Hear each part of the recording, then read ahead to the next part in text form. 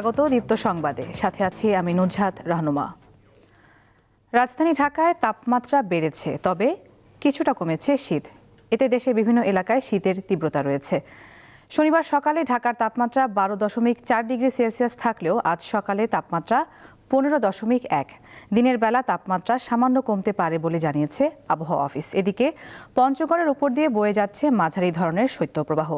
সকাল 9টায় সেখানে তাপমাত্রা রেকর্ড করা হয়েছে 7.3 ডিগ্রি সেলসিয়াস। এছাড়া কুড়িগ্রামে 9.8 ডিগ্রি, গাইবান্ধায় 10.5 ডিগ্রি, নওগাঁয় 11.0 ডিগ্রি সেলসিয়াস তাপমাত্রা রেকর্ড করা হয়েছে।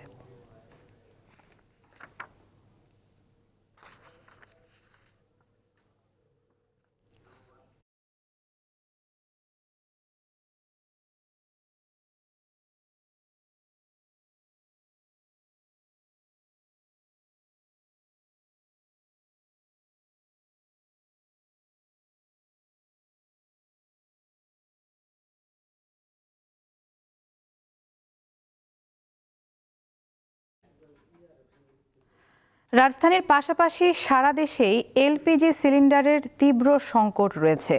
বাড়তি দামে কিনতে হচ্ছে গ্যাস। অনেক স্থানে বাড়তি দামেও পাওয়া যাচ্ছে না গ্যাস। অনেকের চুলা জ্বলছে কাঠ বা খড়কুটোয়। দিনাজপুর সদরের বনকালী এলাকার সুমিতা রানী, তার রান্নাবান্না চলে সিলিন্ডার গ্যাসে। কিন্তু সম্প্রতি দাম বেড়ে যাওয়ায় সিলিন্ডার কিনতে না পেরে কাঠখড়ি দিয়ে চলছে তার রান্নার কাজ। আমরা ওইগুলা আর কিনতে পারি না, গ্যাস ঢুকাইতে পারি না। এখন 2000 টাকা লাগিছে, সেই জন্য আমরা খড়ি দিয়ে রান্না করি। এলাকার অলকা রানীরও একই অবস্থা। দাম বেশি হওয়ায় তিনিও সিলিন্ডার গ্যাস কিনতে পারছেন না। গ্যাস চলবা পারি না, খালি আনি থুসি, একবার চলাইছি আর চলবা পারি না। গ্যাসের দাম বেশি, আনিবা পারি না। দিনাজপুর শহরের কালীতলা এলাকার মাঝহারুল ইসলাম রেঞ্জু ডিলার পয়েন্টে গ্যাসের সরবরাহ একেবারেই সীমিত। অনেক ক্রেতা সিলিন্ডার পাচ্ছেন না। এ সুযোগে কিছু অসাধু ব্যবসায়ী অতিরিক্ত টাকা হাতিয়ে নিচ্ছেন। আমার গ্যাস শেষ হয়েছে প্রায় 7 দিন হচ্ছে। তো আজকে আমি গ্যাসের সিলিন্ডার ধরে দোকানে গেছিলাম। তো গ্যাসের যে পরিমাণ দামের কারণে দাম শুনে আমি গ্যাসের সিলিন্ডার ওইখানে রেখে আসছি। আমি একজন সাধারণ চাকরিজীবী, একই কারণে গ্যাসের দাম এভাবে বৃদ্ধি পাচ্ছে আমরা বুঝতে পারতেছি না। 1300 টাকা দাম তো আমি কোনোভাবে নিতে পারবো না, কারণ আমার তো ডিও রেটেই 1306 টাকা 8 টাকা। আমি ওই গ্যাসটা আনতে আমার 50-60 টাকা খরচ আছে, লেবার আছে, লোড আনলোড আছে।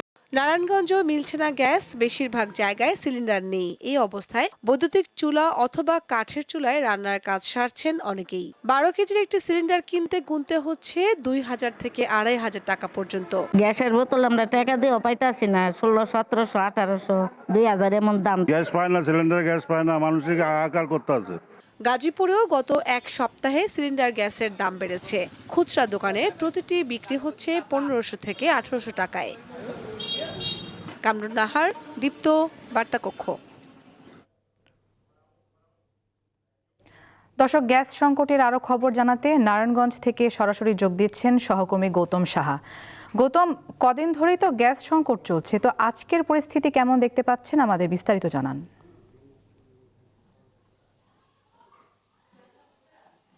গ্যাস সিলিন্ডার সংকটের কারণে চরম ভোগান্তিতে পড়েছে সাধারণ মানুষ। কোথাও গ্যাস সিলিন্ডার অধিক মূল্যে পাওয়া যাচ্ছে না দাবি ভোক্তাদের। আমরা যে বিষয়টি আজকেও সকাল থেকে বিভিন্ন যে খুচরা ব্যবসায়ী রয়েছেন, ডিলার রয়েছেন এবং ভোক্তাদের সাথে কথা বলে যে বিষয়টি জানতে পেরেছি, নারায়ণগঞ্জের কোথাও গ্যাস সিলিন্ডার পাওয়া যাচ্ছে না। যাও দুই একটা পাওয়া যাচ্ছে, তাও কিন্তু 2500 থেকে 3000 টাকা গুনতে হচ্ছে এবং 2500-3000 টাকার অধিক টাকা দিয়েও অনেকে কিন্তু সেই কাঙ্ক্ষিত যে গ্যাস সিলিন্ডার রয়েছে সেটি কিন্তু পাচ্ছে না। এক প্রকার সোনার হরিণ হয়ে উঠেছে এই gas cylinder, LP gas cylinder যেটি রয়েছেন। আমরা কথা বলেছিলাম, খুচরা ব্যবসায়ীরা যে বিষয়টি জানাচ্ছেন, তারা ডিলারদের কাছ থেকে সরবরাহ পাচ্ছেন না। তারা ডিলারদের এখানে গাড়ি লাগিয়ে রেখেছেন, তবে পরিবহনের যে অধিক মূল্য, দ্বিগুণ মূল্য দিয়েও কিন্তু তাদের এই গ্যাস সিলিন্ডার হচ্ছে। ডিলাররা তাদের যে বিষয়টি জানিয়েছেন, খুচরা ব্যবসায়ীরা জানাচ্ছেন তারা কোম্পানি থেকে এই গ্যাস সিলিন্ডারগুলি পাচ্ছেন না বলে তারা দাবি করছেন। তবে আমরা যে বিষয়টি কথা বলেছিলাম ডিলারদের সাথে, ডিলাররা যে বিষয়টি জানাচ্ছেন, তাদের যে এলসি রয়েছেন, এলসির মালের অনুযায়ী ছাড়া সেই মালটি এখনো পাচ্ছেন না বলে দাবি করছেন। কোম্পানিতে তারা একই পন্থায় কিন্তু গাড়ি লাগিয়ে রেখেছেন, যে বিষয়টি জানিয়েছেন আমাদের। কোম্পানি এখন পর্যন্ত মাল তাদের ছাড়ছেন না বলে সে বিষয়টি জানাচ্ছেন ডিলাররা। তবে ভোক্তারা একই চরম ভোগান্তিতে তারা কিন্তু শিকার হচ্ছেন। ভোক্তারা যে বিষয়টি জানাচ্ছেন যে এই গ্যাস সিলিন্ডার হঠাৎ করেই গত 1 সপ্তাহ যাবত না পেয়ে তারা কিন্তু রান্না করতে পারছেন না। সেক্ষেত্রে তারা বিকল্প উপায়ে যে মাটির চুলা রয়েছেন লার্কি দিয়ে এবং অনেকে কিন্তু ইলেকট্রিক চুলা কিন্তু তারা ব্যবহার করছেন, তবে তাদের কাঙ্ক্ষিত যে সেবাটা সেটা কিন্তু তারা পাচ্ছেন না। তবে তারা যে বিষয়টি দাবি জানিয়েছেন দ্রুত এটা সমাধান করে এই গ্যাস সিলিন্ডার তারা যাতে পায় এবং তারা স্বাভাবিক প্রক্রিয়া যাতে রান্না করতে পারে। আরেকটি দাবি কিন্তু তারা জানিয়েছেন, গত 1 সপ্তাহ আগেও কিন্তু যে বিষয়টি দেখেছি খুচরা ব্যবসায়ীরা এবং এলপি ব্যবসায়ী সমিতির যে ধর্ম তার তুলনায় কিন্তু দ্বিগুণ দাম কিন্তু বেড়েছেন। সরকার নির্ধারিত মূল্য 1306 টাকা যে নির্ধারণ করা হয়েছে সেই মূল্যতে তারা গ্রাহকরা পেতে চাচ্ছেন এবং সর্বোপরি স্বাভাবিক প্রক্রিয়া এক গ্যাস সিলিন্ডার বিক্রি করার দাবি জানিয়েছেন ভোক্তা ও খুচরা ব্যবসায়ীরা। এই ছিল আসলে আমার কাছে গ্যাস সিলিন্ডারের সর্বশেষ। গৌতম, ধন্যবাদ আপনাকে। দর্শক, সংবাদের শুরুতেই আপনাদেরকে আজকের শীতের খবর নিয়ে জানাচ্ছিলাম। তো শীতের পরিস্থিতি নিয়ে আরও বিস্তারিত জানাতে আমাদের সাথে পঞ্চগড় থেকে যোগ দিচ্ছেন সহকর্মী গোফরান বিপ্লব। কথা বলছি তার সাথে। বিপ্লব, তাপমাত্রা অনেক কম রয়েছে, সূর্যের দেখা কি মিলেছে? এবং পাশাপাশি জানাবেন যে শীতের প্রভাব কেমন দেখছেন জনজীবনে?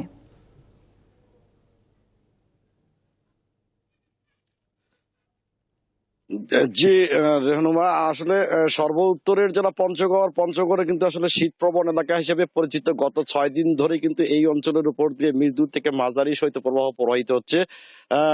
আজও কিন্তু পঞ্চগড়ের উপর দিয়ে মাঝারি শৈত্যপ্রবাহ প্রবাহিত হচ্ছে। আজ সকাল 9টায় সর্বনিম্ন তাপমাত্রা 7.3 ডিগ্রি সেলসিয়াস রেকর্ড করেছে তেঁতুলিয়া আবহাওয়া অফিস, এবং দিনের যে সর্বোচ্চ তাপমাত্রা রেকর্ড করা হয়েছে 21 ডিগ্রি সেলসিয়াস। বাতাসের আর্দ্রতা রেকর্ড করা হয়েছে 90% এবং বাতাসের গতিবেগ রেকর্ড করা হয়েছে 8 হতে 10 কিলোমিটার।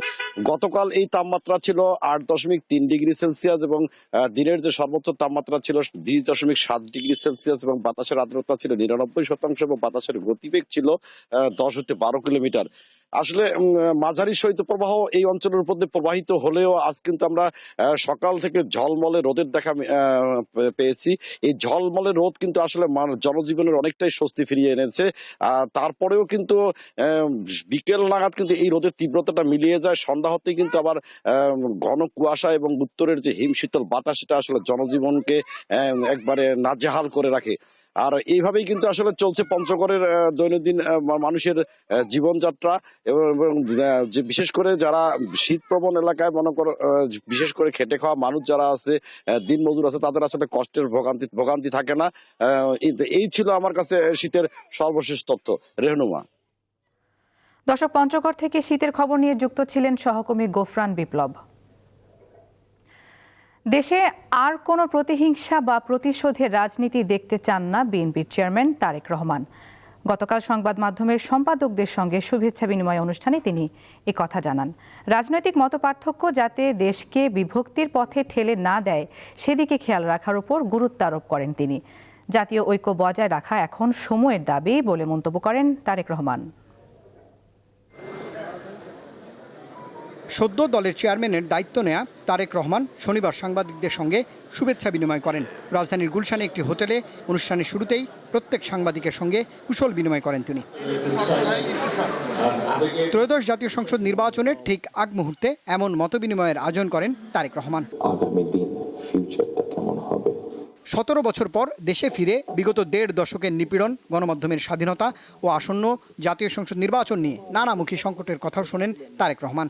আপনি জানেন না এখানে কি হয়েছে, আপনার বিশিষ্ট লোকজন আপনাকে যা বলেছে এটাই আপনি শুনেছেন, এবং এখন যারা মিডিয়ার নতুন বন্ধুরা আপনাকে যেটা বলছে সেটাই আপনি শুনছেন, এবং সেটাই আপনি মনে করছেন এটাই বাংলাদেশের 17 বছরের ইতিহাস। বাংলাদেশের 17 বছরের ইতিহাস এটা না।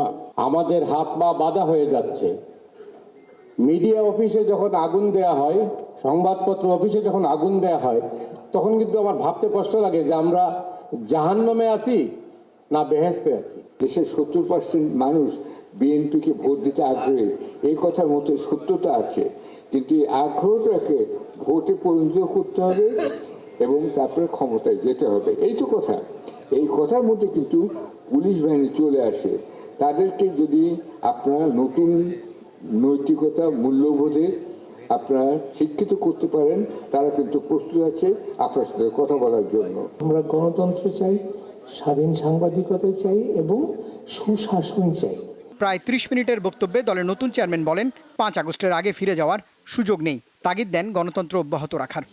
আমরা যে কোনো মূল্যে যদি এই যে জবাবদিহিতাটা, গণতান্ত্রিক প্রসেসটা যদি আমরা কন্টিনিউ করতে পারি, অনেক বেগ হয়তো আসবে, অনেক কঠিন হবে, কিন্তু একটা সার্টেন টাইম পর পর আমরা যদি গণতান্ত্রিক প্রসেসটাকে কন্টিনিউ করে যেতে পারি, তাহলে নিশ্চয়ই আমরা অবস্থার পরিবর্তন ঘটাতে সক্ষম হব।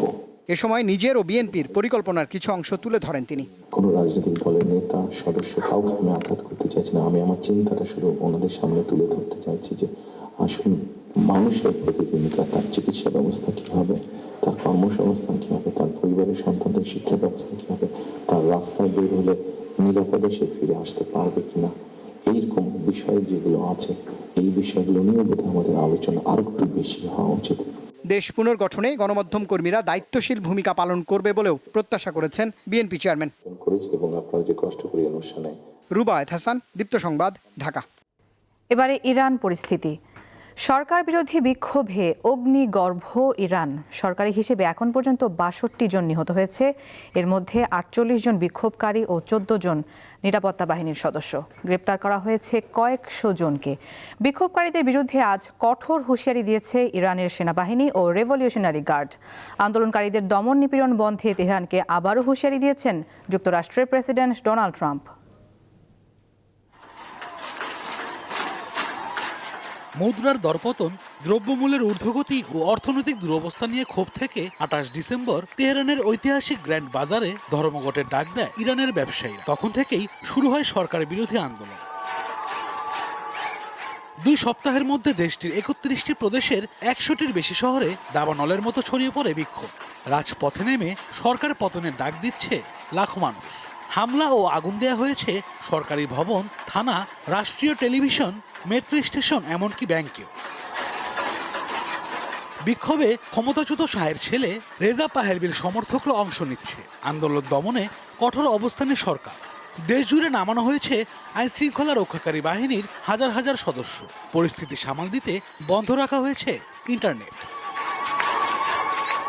শনিবার দেশটির বিক্ষুব্ধ জনতার উদ্দেশ্যে রেড লাইন ঘোষণা করেছে ইরানের সেনাবাহিনী। রাষ্ট্রীয় সম্পদের ক্ষতির চেষ্টা করলে কঠোর পদক্ষেপের হুঁশিয়ারি দিয়েছে দেশটির রেভলিউশনারি গার্ড। বিক্ষোভকারীরা যুক্তরাষ্ট্রের প্রেসিডেন্ট ডোনাল্ড ট্রাম্পকে খুশি করতে কাজ করছে বলে অভিযোগ করেছেন ইরানের সর্বোচ্চ নেতা আয়াতুল্লাহ আলী খামেনি। বিশৃঙ্খলা সৃষ্টিকারীদের চাপের মুখে সরকার পিছু হটবে না বলেও হুঁশিয়ারি দেন তিনি। বিক্ষোভে উস্কানি দেওয়ার অভিযোগে যুক্তরাষ্ট্রের বিরুদ্ধে জাতিসংঘের নিরাপত্তা পরিষদে চিঠি পাঠিয়েছে তেহরান। ইরানের সরকার বিরোধী বিক্ষোভকারীদের আবারও সমর্থন দিয়েছেন ডোনাল্ড ট্রাম্প। তাদের ওপর বল প্রয়োগ বা গুলি চালালে ইরানের সামরিক অভিযানের হুঁশিয়ারি দেন তিনি। ইরানে বিক্ষোভকারীদের হত্যা ও সহিংস পরিস্থিতির তীব্র নিন্দা জানিয়েছে যুক্তরাজ্য, জার্মানি, ফ্রান্স সহ বিভিন্ন দেশ। আশরাফ শুভ, দীপ্ত, বার্তা কক্ষ। দর্শক, এই ছিল এখনকার মতো। পরবর্তী সংবাদ দুপুর 12টায় বাণিজ্য সংবাদ দেখার আমন্ত্রণ। এছাড়া আরও তথ্যের জন্য চোখ রাখুন দীপ্ত ডিজিটাল প্ল্যাটফর্মগুলোতে। ধন্যবাদ সবাইকে।